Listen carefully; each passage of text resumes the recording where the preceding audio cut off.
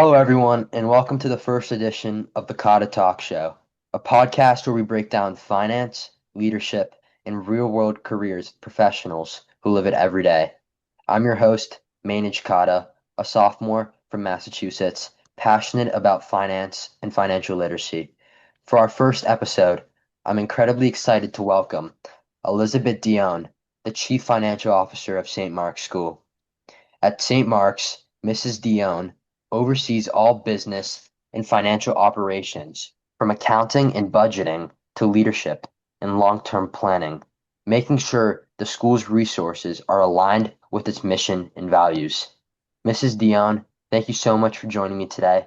We're honored to have you. Thank you. Happy to be here. Thank you. So, to start us off, how long have you been in your role as CFO, and what does a typical day look like for you? Okay. So I've been here at St. Mark's since last March, so just about 10 months in my current position, although I've had a number of other financial positions before. Um, and it's an interesting question. What does my typical day look like? I have a pretty broad portfolio, and I have to say the thing I love most about my job is there is no typical day. Many days I get in there some core things that I need to make sure that we're doing. Got to make sure that the school's paying its bills, that we're paying the employees that who work for this school, that we have all the resources to support everything that we need. But then there's also other things that pop up, like we might be exploring something new to try, or we might want to be looking at long range planning for something. And so there's a lot of variability in things, which is one of the most incredible things about being in a CFO role. Yeah, that sounds great. It seems like there's a lot of variety and that no day seems the same. That's amazing, honestly. Yeah, it's So, awesome. what initially sparked your interest in finance? Like, was there a specific moment or experience that you knew that was like, I'm definitely going to finance? Maybe when I actually ended up in finance. But I'll say as a kid, I was fascinated more with business at large, kind of the bigger business picture. And I can remember my mom had a corporate job. And I remember being with her one time going into this her corporation. She had to go in for on a Saturday for something. And it's not going to sound very glamorous because it was like a sea of cubicles and then a handful of little offices on the side. And I remember my mom had an office, which I thought was pretty impressive and cool. And this Saturday, this particular Saturday, and this is in like the late 80s, so I'll date myself there. She set me up at this computer, which was not like people weren't carrying around computers. Not everybody had a laptop. And I remember thinking that was so cool. And I just wanted to be able to work I thought it would be really fun to work in a building and like this office experience. So I'd say I probably was drawn more to the concept of business as I got older and learned more. I think I just generally have curiosity about things. And the cool thing about business and finance is that you really get a picture of a business and an organization from end to end. And there's so much that goes into it that you don't think about. And I think that's really fun to learn about. Yeah, that's really cool. It seems like you knew what you wanted to do something in business and you lived that out. So that's really cool. Absolutely. So, before becoming a CFO, what did your career path look like? Were there Okay. any roles that were especially important in preparing you for this position? Like, was your career path leading to this, or was it sort of just random? It wasn't totally random, but I'll say in college I majored in business. I went to Washington University in St. Louis into their business school, and I really enjoyed that. But I majored specifically in accounting and marketing, so not even finance directly. But what I did was I had an internship, and that's a message I'll really reiterate to everybody that's interested in finance or any aspect of business is the more you can get hands-on experience and see organizations up close, it just sets you up. But I had my final internship was with KPMG, a big four accounting firm. And it incidentally, I got a job offer and ended up starting my career at KPMG. I became a CPA, a certified public accountant. And I think having that credential really set me up very successfully to get the skills that I needed. I Yeah. worked in, yeah, oh, go ahead. So, what do you think about the CPA? Do you think that's something that you recommend every undergraduate to get? I know that there's CPA, CFA. What would you Yeah. say is more important for people that want to get into a corporate finance or CFO role? I think there's different paths, and so I'll tell you. for me, I thought the CPA credential was great. I know that it sounds totally lame and totally boring to become like a certified public accountant. And I'm probably going to sound like this walking billboard for it.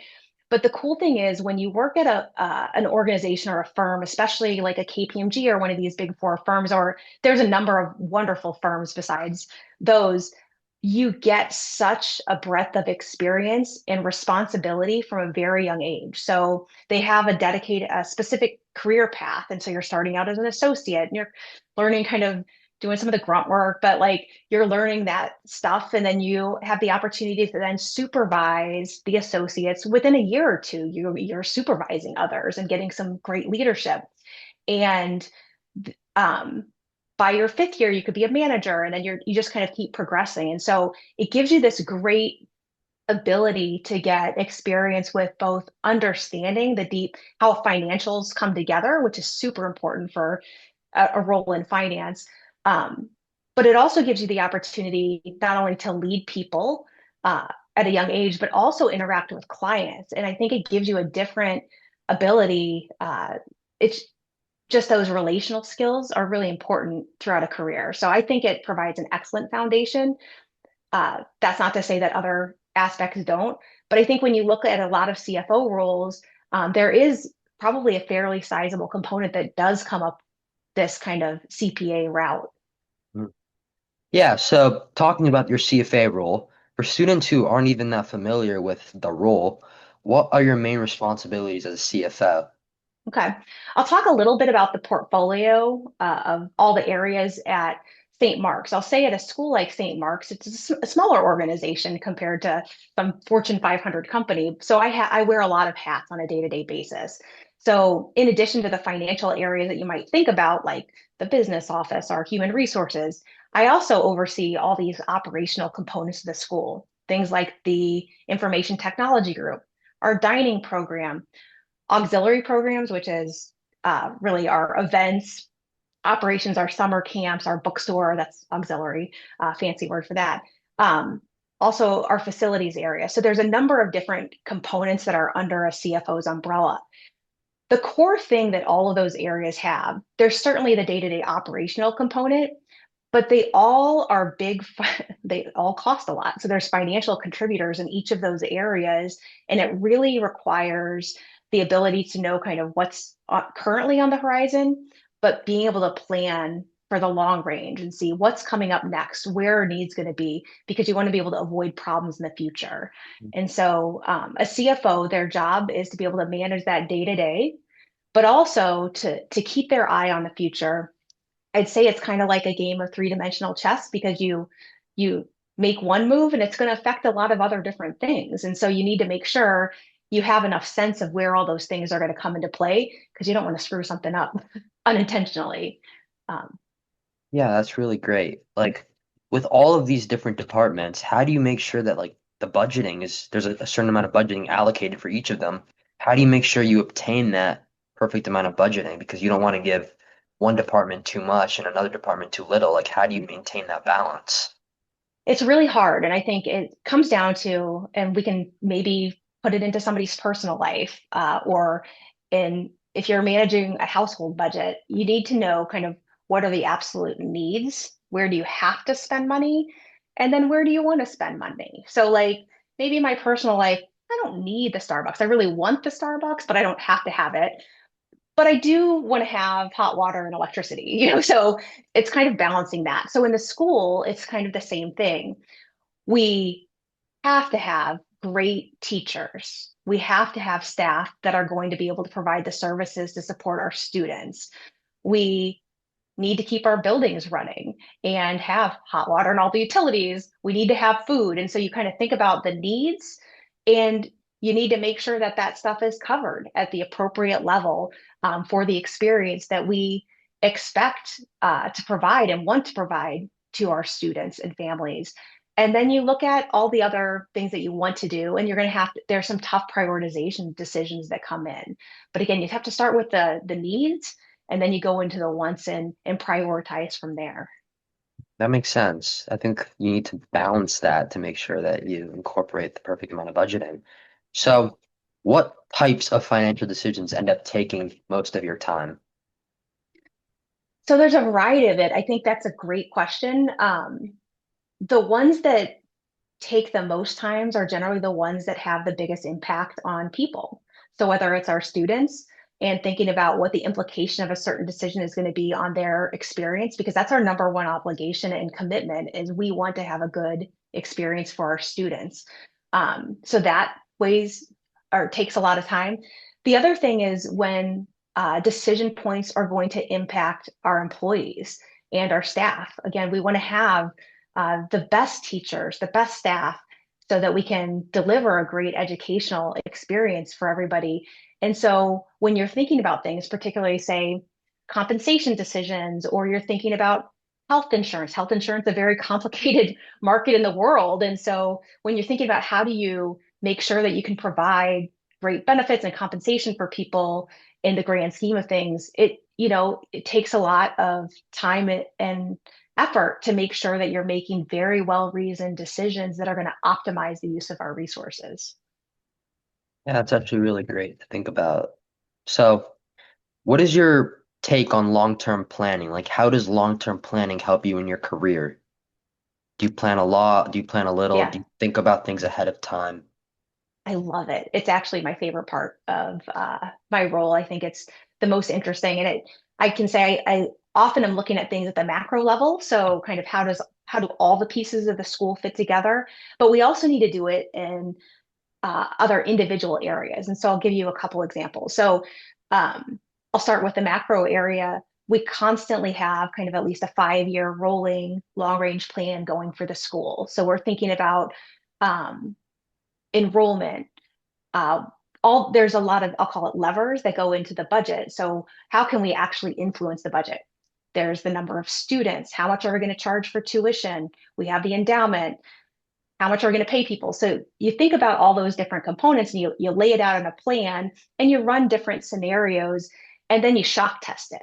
You want to know what's going to cause problems in the future or what's going to cause really great things in the future. And so you can just plan scenarios to make sure that we are operating the school in a good way. From there, so that's at the top level, but we also need to do that at an individual level so we know how that feeds into things. So think about the buildings, and I think we'll take St. Mark's campus. We've got a beautiful campus, a lot of buildings. Those buildings have a lot of parts. We have lots of HVAC equipment. We have lots of piping all over the place, and it's got different ages. And how do you know what's likely to break when? So there's some planning that can go there too. So you can assess like when did we last replace things? What's the average useful life? And set out your plan so you can better budget and think about not only today, where does it make sense to allocate our resources today, but how are we going to plan for the future? And then how does that roll up into the bigger plan? So I know facilities is just one area, but that actually you can take that to like our technology needs and all sorts of things around the school and boil it up to make sure that we have that long range thing. But I think that's one of the most important areas of my role is how can we model things and then how can I advise our head of school and our board on what that picture looks like so we can all be best informed. That makes sense.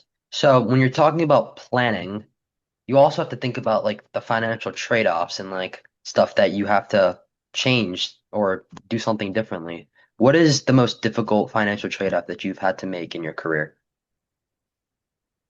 Wow, there's trade-offs every day. And I think the most difficult ones probably come down to where there have been situations where you have a limited pool of funds, say maybe, and I'm going to not only use St. Mark's, but in my previous roles as well that have also been in finance.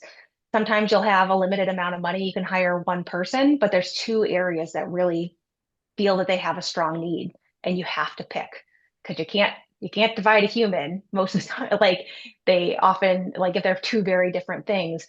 The other thing I referenced earlier, health insurance can be a complicated market. And so when you have to make changes to say how a health plan is going to work, even though you know it's in the best interest of 99% of your employee base, there's sometimes you know that it's maybe not in the best interest of that one 1%.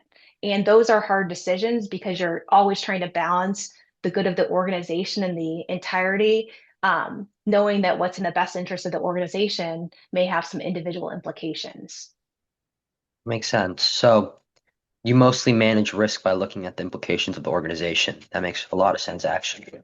Yeah. So, has there been a lesson or mistake that has shaped you and helped you in your career? Like, hopefully, something early on has led you and guided you with your decisions. Yeah. Um,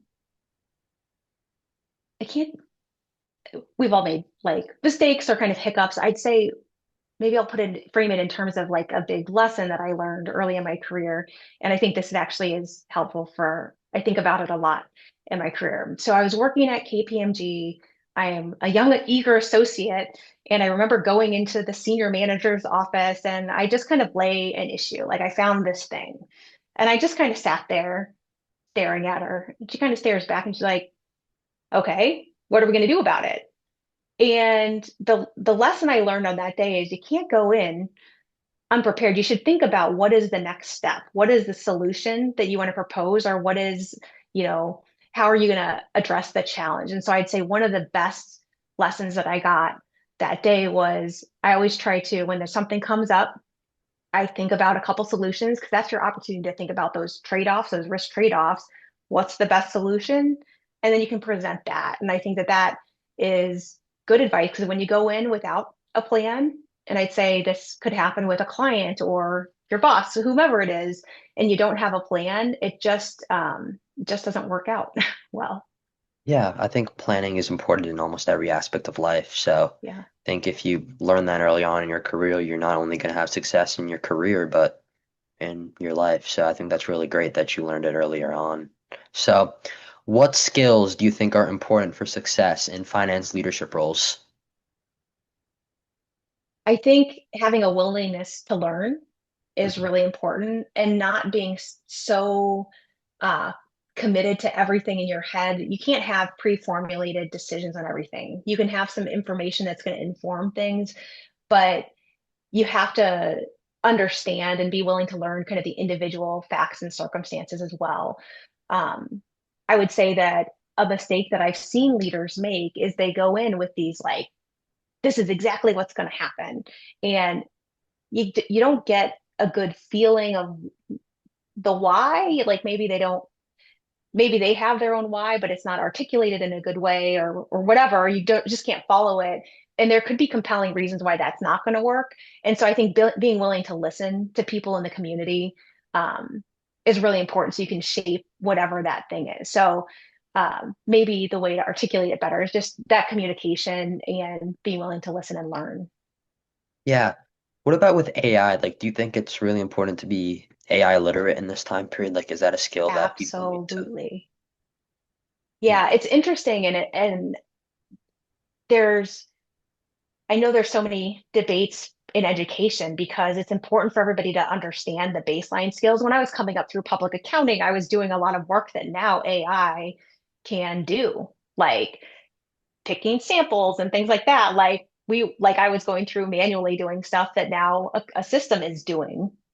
And so there's this delicate trade-off. How do you learn those skills, but how do you understand and embrace AI? And so I think a lot about it, quite frankly, I'm a user of AI. I think it provides some great things. I was looking at some Excel stuff earlier today, in fact, and I was like, I don't really remember how to do that formula. And I asked AI and it gave me the perfect formula and I could just enter it in and it worked perfectly. So I think it's important to be literate in that way.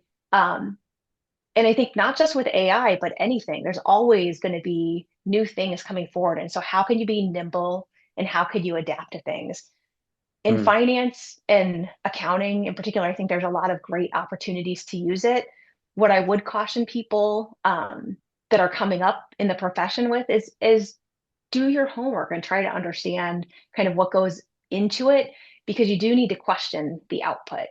Right now, it's not perfect. And it may never be perfect. I'm not perfect either, but like I think I've developed some analytical skills that can be like, that doesn't look quite right. And so that balance is important. But that said, AI is a reality. It's going to be here and we should embrace it. because I think there's a lot of great opportunities with it. That makes sense. Going back to Excel, do you think that young people should be learning how to master Excel right now if they want to get a finance career? Do you think Excel is one of the most important skills? I think it's great. Now, there's Google Sheets. I am going to be a loyalist to Excel, but everybody can go to their own thing. But there's so many really important skills. There's just literacy. So I'd say Excel to somebody in finance or accounting, it's like a basic reading skill. And it's more than just being able to type some stuff in, understanding data structures. So I'd actually take it one step further. Data structures is really key, and understanding we are so dependent on systems, and I use Excel to analyze data, but I have to be able to like retrieve it from one system, another system. Then I can use Excel. Power Query is awesome. It's something you can use through Excel. How can you leverage it to analyze information? So I think there's a lot of great stuff that can come if ever you do a podcast on Excel, you can invite me back for that one. Yeah, that would be cool. I think Excel is something that I'm willing to learn about as well, and I think the viewers would definitely be willing to learn about it as well. Yeah. So, you work with people that aren't always finance experts, such as faculty, board of trustees, or administrators. How do you actively collaborate with them when making big financial decisions? I think it's always important to make sure people have some baseline understanding.